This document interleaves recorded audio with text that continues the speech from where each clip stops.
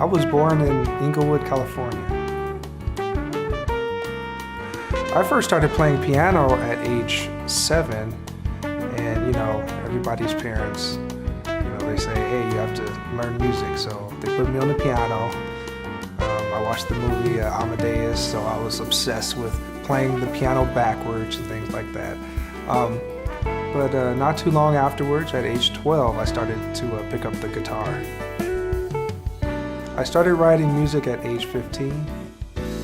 I started to hear melodies, and I thought they were previously recorded songs. And when I would spend weeks to try to find them, I found out that, hey, those were not recorded. Those were new songs that I was thinking about. So I immediately started writing down the music and trying to play it and learn it. So I would say at age 15 is when I really started to write music. The inspiration for this album really came from early influences in my life, the music that I grew up listening to. Amadeus, Eric B. Rakim, Run DMC when they did the whole Aerosmith. That's actually how I got started with guitar. And Herb Alpert, Pat Metheny is the main influence, Herbie Hancock, and the list goes on and on. So I would say that's the core of my musical influences. A lot of things inspire me to write music. First and foremost is all the wonderful musicians that I get a chance to play with.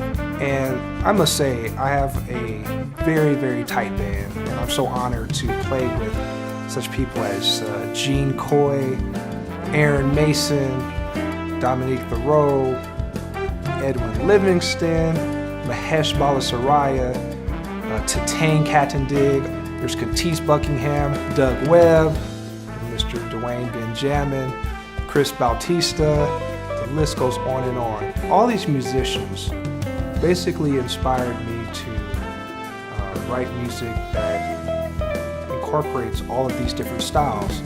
So you'll hear bebop, you'll hear Latin jazz, you'll hear a lot of different things, orchestral movements, horn parts, live instruments. I just love it. A lot of people have commented on the sound of my album, and sonically they say it's very accurate and produced very well, and I would attribute that to a couple of things. I would say first, going in, you know how you want the songs to be heard, you know how you want them to be played, but that's half the equation. Executing that is a different thing. You have to have the best equipment. You have to have the best audio engineers out there.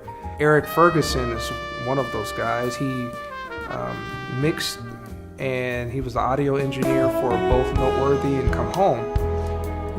He takes this seriously.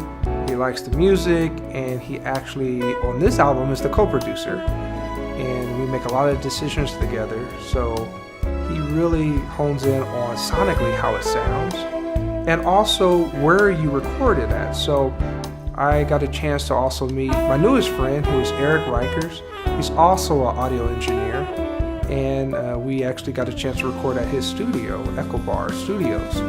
So, recording at NRG, East West, and all of these top-notch studios really goes in line with how you hear it. So sonically, I think it's awesome, and it's just been a privilege to work among world-class musicians and engineers. So I have to give it up to everybody that's a part of this project.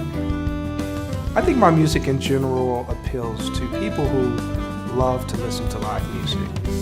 Each song tells a different story, but together it's one big story, and I hope that the audience will be able to just press play and hear the whole thing, and get my side of what I consider to be jazz.